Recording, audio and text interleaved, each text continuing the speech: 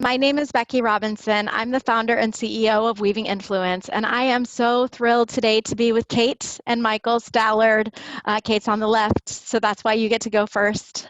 And we're so thrilled that you're joining us today. As you're coming in today, we would love to hear from you in the chat about where you're calling in from, and we would recommend that you select all panelists and attendees so that we can all interact together in chat today.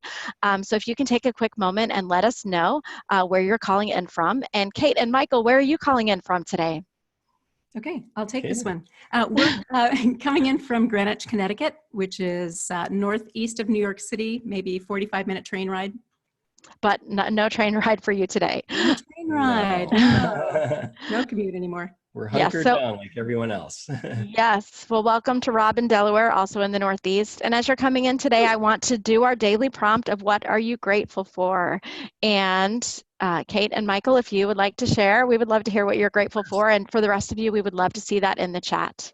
Okay, so obviously I'm very grateful for my husband, for Aww. our family. Okay, but I'm going to say I am grateful for coffee and chocolate. Ooh. Yes. Okay, I am grateful for FaceTime, Google Hangout, Zoom, because our kids we're empty nesters and our kids are outside the U.S. Our married daughter, son-in-law, and granddaughter in Calgary, and our youngest daughter is in grad school in Madrid, Spain. So it really helps us see them, and so I'm grateful for those technologies. Yes, me too. So a few comments from folks. People are grateful for these daily connections. Thank you, Angie. It's good to see you from Iowa. Sunshine, health, and a good home workstation. That is good, Rob. And Greg is in Calgary. He is grateful for healthcare workers. Thanks, Greg. Yeah, so it's great to see you all coming in. We're going to dive into today's content. I'm really looking forward to learning with you and from you today, Mike and Kate. And so, Michael, I know that you have done a lot of work in talking about the loneliness epidemic and the need for connection.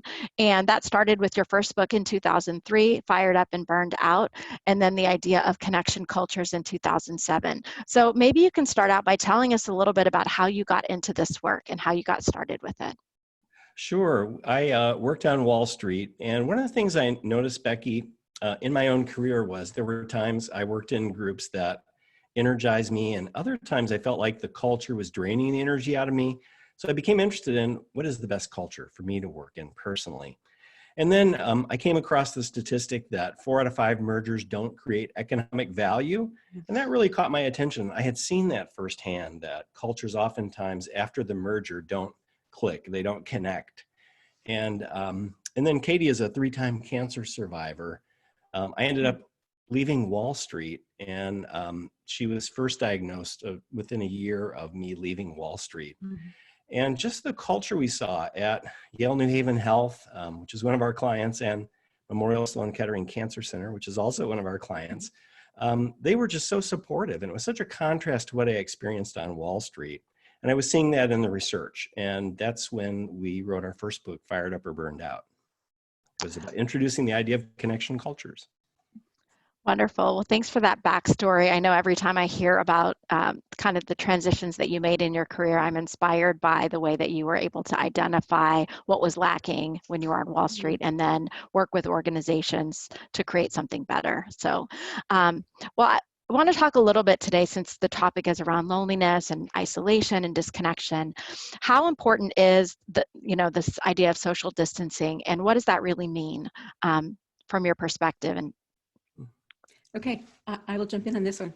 Okay. So we're learning all these new terms, right? We have new vocabulary that we're suddenly talking about, and I'm finding that people can use them interchangeably as if they're synonyms, and actually all these new terms have distinct meanings. So if you think about social distancing, I'd like to call it physical distancing, but I'll get back to that in a minute. All these things help to keep us apart physically. So social distancing, a public health term that really gets to keeping us at a safe enough distance that we are not passing germs and transmitting, diseases back and forth. So large scale measures that we are seeing that have happened: schools closing, No concerts, no sports. We're not going to sit in a sanctuary for Easter Sunday this year. Those kind of things. So large scale measures, but also those individual practices of staying apart from people. And then you kind of narrow it down and you get to quarantine, which would be keeping someone who might be possibly exposed or actually exposed apart from other people and just watching to see, do any symptoms come along? Are you sick or not? And then even tighter is that isolation, somebody who is showing symptoms. So now you might be quarantined and now you are isolated in your spot. So they mean different things and they're all important right now. You know, we get the goodness of flattening the curve and doing our part to keep one another and society safe. But this also has some emotional health ramifications, this keeping apart from other people. And as Mike, as you were mentioning, we have a loneliness epidemic that we were already in. So here's this challenge of stay apart, but you need to be together relationally. So this is a big topic right now that I think a lot of us are thinking and beginning to feel, especially if you're an extrovert and you're like, I need to be with my friends. I am hearing a lot of that, and I take it that's you, Kate. I totally happy to be, not interacting all the time, but I'm a Midwestern girl, so I like to chat with people in the grocery store or, make friends along the way. It's hard for Katie. So, yeah. Well, so let's talk about why this need to be physically distant comes at such a bad time for people in our culture. Right. Loneliness epidemic. What's going on? Yeah, we, since World War II, people have gradually been becoming lonelier, more socially isolated. A number of trends really contributing to that. The most recent research was done by Cigna late last year. And just about all the academic researchers use the UCLA Loneliness Scale, which is a 20-question inventory. And what Cigna found was that 61% of American adults, so 18 and over, are lonely based on their responses to the UCLA Loneliness Scale. And that's a rise from the prior year. And the problem with that, Becky, is when we don't have those needs. So, we're talking about a large percentage, the majority of the American population of adults. When we're lonely or socially isolated, it triggers the stress response in our bodies so that we don't feel safe because we don't have people around us to help protect us.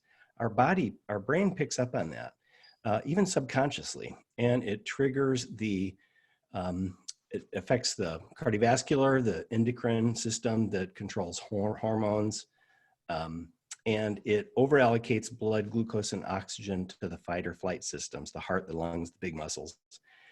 And at the same time, it underallocates those resources to part of the brain called the hippocampus, which is part of our memory system, the digestive system, the immune system, which is important right now, and the reproductive system are shortchanged. So we're stuck in that state. We're going to be more vulnerable to this new coronavirus. So it's very important right now that we maintain that physical distance, as Katie was saying, but we need to make sure that need for connection is met, which is a challenge when we have to maintain the physical distance. So I'd love to pause and get some input from our attendees for a quick moment. I'm curious whether this statistic resonates with you. And, I'm not asking anyone to spill their guts about their own loneliness, but maybe you can tell us in the chat, does it make sense to you? Is it your experience that 61% of us are lonely? And then the second part of that would be, has your sense of loneliness or isolation increased since we've been in this state of physical distancing? So if you would want to take a moment and tell us in the chat, we would love to hear from you. And Greg is sharing a statistic here that loneliness is as lethal as smoking 15 cigarettes a day. Yikes.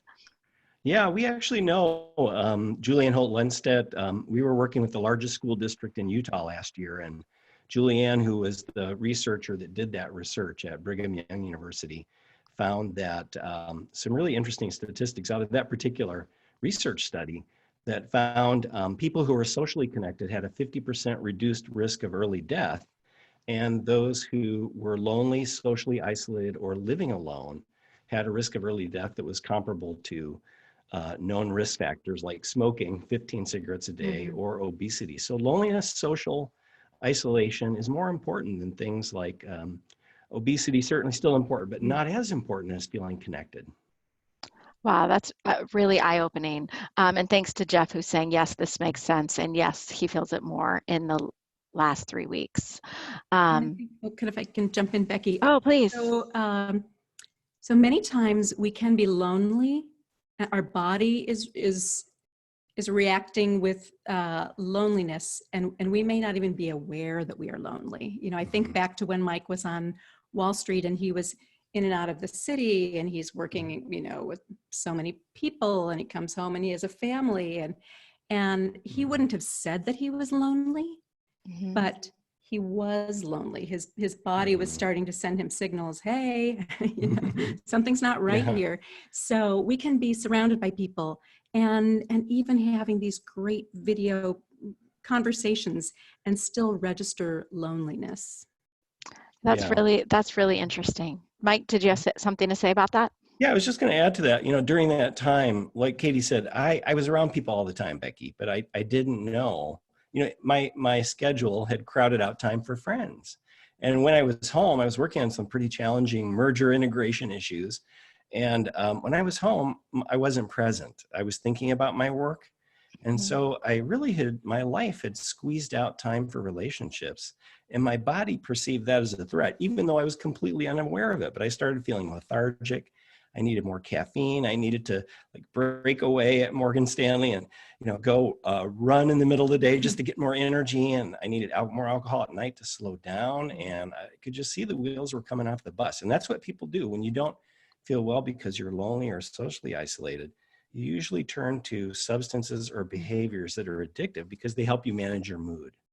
But the problem is you need more of them over time. So they crowd out connection, which is what we need, rather than these addictive substances or behaviors, including things like food or, you know, being addicted to the internet. So there's a number of addictions that I'm sure most of the people watching are aware of. So an interesting comment in the chat, and I'm wondering if this is something that you've experienced, that some of us may feel like there could be a stigma attached to saying I'm lonely. So have you noticed that in your work? Is there another way to phrase this that could feel more socially acceptable to people if we feel the need to reach out? So the comment in the chat was, well, saying I feel lonely is like saying I'm weak. So any thoughts on that? Yeah, I wish I had a quick and very articulate thought to offer. I'll work on that for next time. But that's a good question. You know, I think about how in decades past, saying you had cancer was like, okay, no, we're not talking about that out loud. And we have gotten past that. And that is good because we need social support. We need to link arms with people while we're going through something like cancer. So I'd love to see us get to a point where we feel safe enough to be vulnerable with people. And you have to be smart about this. You have to be wise about who you're going to be open up to. But wouldn't it be great if there was a way in the workplace to let's measure loneliness, and then let's start to put things in place that really open up the conversation and destigmatize it, because it is so important. Before COVID-19, we've been all about the importance of connection in the workplace, the ways that you are going to bring out the best in one another, and what kind of environment you need to be in to thrive. And it's all about how we relate and connect with one another. And now we're just seeing it. It's so very important, and people are a little bit more willing to talk about it. Okay, how do we work together and stay connected? Yeah, I think a lot of people would say, you know, they wouldn't say they're lonely, but I think if they look at their lives, they would say they're busy, you know, and almost everybody asks, well, how are you? I'm really busy right now. Well, you know, that's code for loneliness, because chances are they've squeezed out, like I was doing. I squeezed out time for relationships and, you know, and really processing your life on a weekly basis. You know, I would come home and Katie and the girls, we'd sit around the table and they would start at the beginning of their day and say, here's what happened. And then here's what happened. I would be like, kind of cut to the chase. But what I didn't realize, you know, I was lacking wisdom in these areas. And that's why I'm so interested in a way, because of the lack in my own life. But I realized that they were connecting. It was helping them cope with stress. And that's an important part of this too. When we feel connected, it calms our nervous system so that we can cope with stress, which there's more stress right now. There's stress before we went into this, but with the threat of this virus transmission, that boosts the stress in our lives. And also when we connect like this, it engages the prefrontal cortex of the brain, and it disengages the activity in the amygdala where we process fear. So the result is we feel calmer and we make better decisions. So never worry alone. Right. When you start feeling anxiety, it's important to find somebody to talk it through with. And that makes a huge. Here's an interesting comment. So Mike, you said, you know, you might not say I'm lonely, you might say I'm busy. And if you say I'm busy, that's a sign that, you know, you're probably lonely. What about I'm bored? Do you think that, you know, someone saying that they're, you know, we're getting our boredom confused with loneliness, possibly? And thanks to Joanne for that. Yeah, I think that could happen during this time when people are forced to slow down. You know, you don't have your commute anymore, you're not at work. Maybe, hopefully, some of the busy work has been crowded out in your life and you have a little bit more time. And it's tempting to just veg out. And, you know, I love Netflix, I have to say, and Amazon Prime and PBS. I'm doing a lot of Hallmark movies. Yeah. I'm doing a lot of Hallmark movies. We get in separate rooms to do this. So I'll stop there. And, but, you know, if we can find ways to connect with people, it's much healthier. I mean, some of those things can be relaxing, but we need that connection. And a sign of boredom could be that you're, you know, if you're bored, it's better to be engaged in conversation with others. Another thing, you know, that we bring out in an article that I'll send you, Becky, that you could share with the people on this website, is that just the difference between the dopaminergic and the serotonergic personality. So it's tempting to watch news feeds and to check our email all the time. And those things boost dopamine, which is an excitatory, anticipatory neurotransmitter that the more of that we have, it just makes us nervous. It stimulates the nervous system. And we need to make sure that we have more activities like connecting. Hobbies also, painting is a good one. Doing puzzles. Baking. Writing cards to people, which I highly recommend right now. People love getting cards or personal notes. Those activities where we're focused close to ourselves rather than thinking about the future, they produce serotonin, which it produces a positive emotion of contentment rather than an excitatory short-term emotion of pleasure, which is what dopamine triggers. And we really need that to calm our nervous system. Well, it's interesting that you bring that out, because one of the things I've been thinking about is the whole adrenaline rush related to the crisis. You know, I know in the beginning when we were waiting to find out, is school going to be canceled? Is there going to be a stay-at-home order? When's that's going to happen? Can I go get all the toilet paper? I mean, I feel like adrenaline was part of the chemical reaction. No, I didn't. No, not me. Okay. We do have plenty of toilet paper here, for the record, but no, that was, I did know. My husband called me. My husband called me on the Wednesday before Michigan and Ohio did the stay-at-home order, and he's in law enforcement. He had heard a rumor that we were going to get the stay-at-home order, and he said, stop now, go get gas and groceries at 10 in the morning in the middle of my workday. And so it was that adrenaline that kicked in and got my kids, and went in the car and ended up in a line at Costco that's longer than the longest line you've ever seen. Love all Costco. the way One of our clients. all the way around the store. So so adrenaline, dopamine, those are the ones we don't want, and serotonin is the one that we do want. Right, that brings contentment and joy and is more long lasting. Yeah, and adrenaline and dopamine can be good at the right levels because they do bring some excitement in our lives. But if we become addicted to that, which we can, and it requires more and more of the activity over time to produce that desired feeling we have, then we're moving in the wrong direction. We really need that balance of things that bring contentment so that we're not getting all of our positive emotions just from this excitatory chemical of dopamine.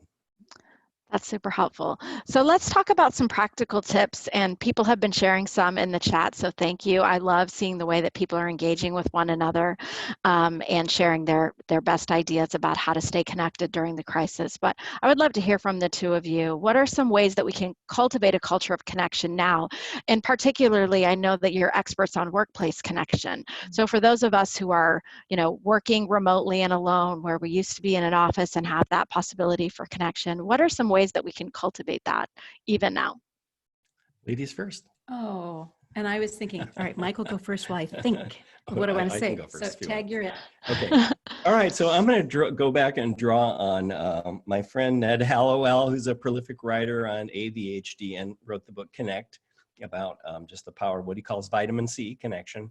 And one of the things that Ned, when he was a professor at Harvard Medical School, he recommended was, he called it the human moment, or a connection every 4 hours. And I think that's a really good standard to try to achieve now. So what I'm trying to do is have a virtual coffee break in the morning with a friend and in the afternoon. And then Katie and I are being really intentional about connecting with our elderly parents. None of whom are on video, and some who still have flip phones.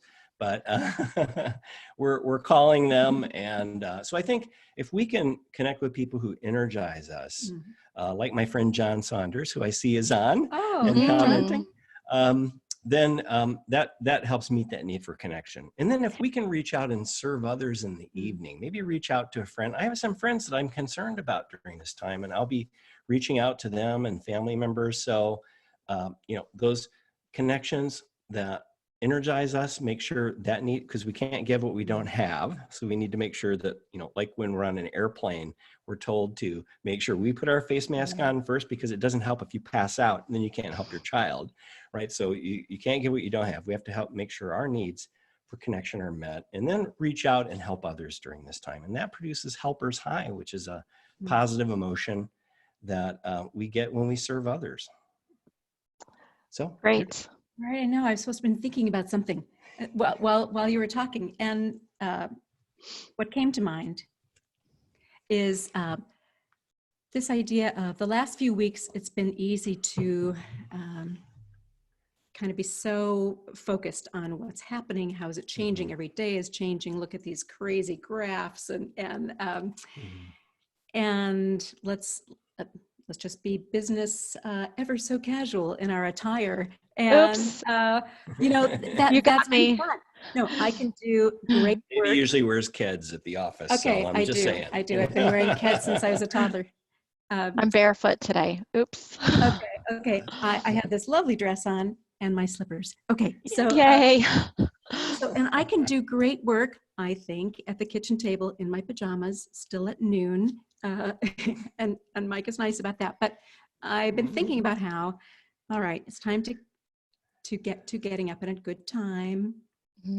Go ahead and maybe put a dress on, get out of the sweats, start to bring a little bit more normalcy and maybe routine into our days.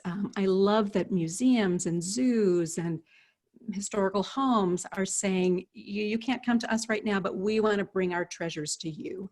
So I'd love to maybe say, I'm going to spend a half an hour and I'm going to tour Mount Vernon, or I'm going to go to the Metropolitan Museum of Art and, do something cultural.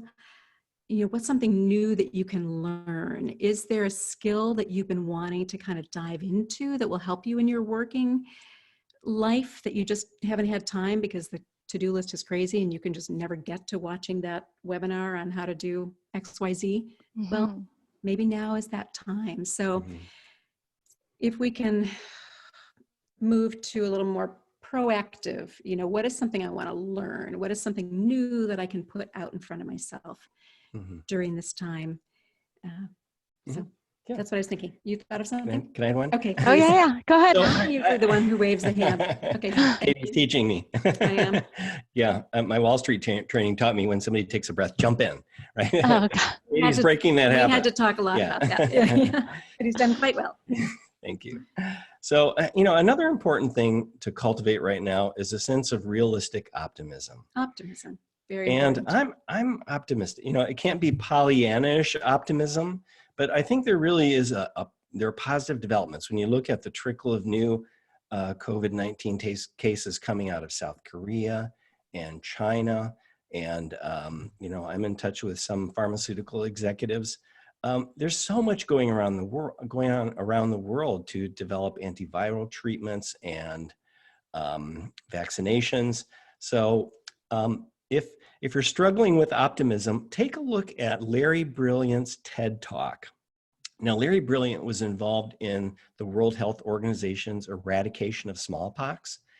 And, we study great groups and great organizations' cultures. And when you go back, when people put their minds to working together to solve a problem that's greater than themselves, it's amazing what they can do. And just the medical community worldwide is working on this and sharing information. And I expect great things are going to happen. It may take a while to crack the code on this, but it's going to happen. And I would just encourage people to watch Larry Brilliant's talk about eradicating smallpox.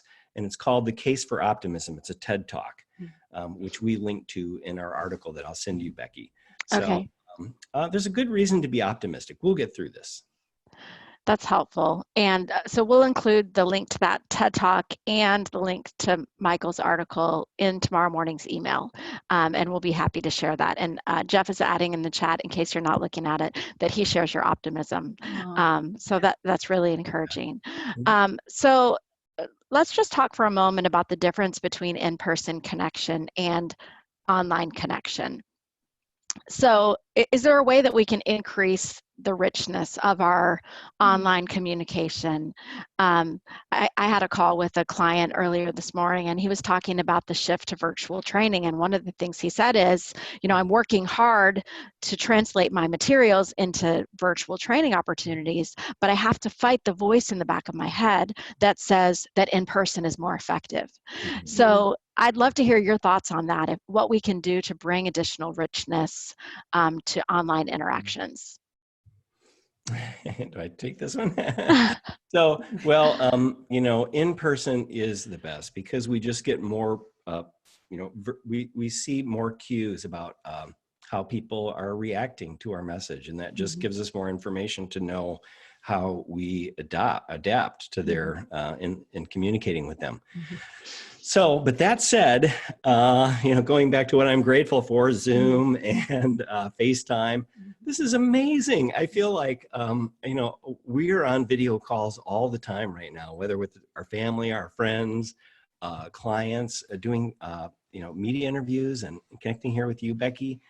I'm really getting used to it. And I find, especially if it's people you've met before and you have some history with, I really feel that need for connection is being met. And I'm going to be really glad when we can get together for a nice long dinner or something. This is still really nice and can help meet those needs. So I don't feel really negative about relying on these new communication tools, especially where we have video. I think they can help meet that need. I know they can help meet that need during times like this. And I think one of the things I would recommend is that we really take the time to start with connection and, personally connect, find out how people are doing, find out, what they're doing outside of work during these times, and then get into the, if you're actually transacting work, but start out with personal connection is important during these times. Sure, certainly. So anything that you want to add, Kate? No. Yeah. Sorry, I just turned to look down at some of the chat things, which I have not been able to be a part of. So yeah, it's amazing to see the comments. Yeah. Sorry, you caught me looking away. Yeah, no problem at all. And I lost my train of thought now too. Doesn't this happen? It does. So there is something about being face to face. I think that's different. And we talked last week on one of our sessions about, proactively making a request to people. Hey, come on camera. I'd like to see your face. And maybe Kelly, one of these days we should bring our chat hosts on camera too. It definitely makes a difference to be able to see each other. One of the things for those of you who've been joining a lot of these sessions, a couple of people asked me, well, why aren't we all on camera? And this series is set to last until April 16th. And what I'm hoping to do for the very last one is to make it a Zoom meeting and get all of us on camera together. One of the reasons we're not all on camera is just the audio interference that can sometimes happen. But we value those of you who are on the other side of that webinar wall and just listening in and interacting with us in the chat. So it seems that we're almost out of time, but I want to make sure that everyone knows that you can find out more from Michael and Kate at the at connectionculture.com, and Kelly's going to put that link in the chat for you. We are going to be back tomorrow. Tomorrow's guest is Eileen McDarr. She'll be talking about resilience. She has a book coming out called Burnout to Breakthrough, and she has a lot of energy, and we're going to have a lot of fun. And then Friday we have Chris Marie Campbell and Susan Clark, and they're going to be talking more about interpersonal relationships and how do we handle the sudden confinement with our families and make sure that our relationships stay strong. So we've got some more great conversations this week, but what we want to do right now is give you a chance to give some parting inspiration, encouragement, advice to the group before we end today. Okay, well, I would encourage all of us to go back, and Becky, you've pulled together so many individuals looking at different perspectives. I'm really interested to hear what the next speaker says about connecting, with so many family members at home. So I would just encourage people to take advantage of these resources. And thank you, Becky, for pulling all this together, and just your generous heart and thoughtfulness. So thank you. We're really grateful for you. Thanks. Have a great day, everyone. Bye.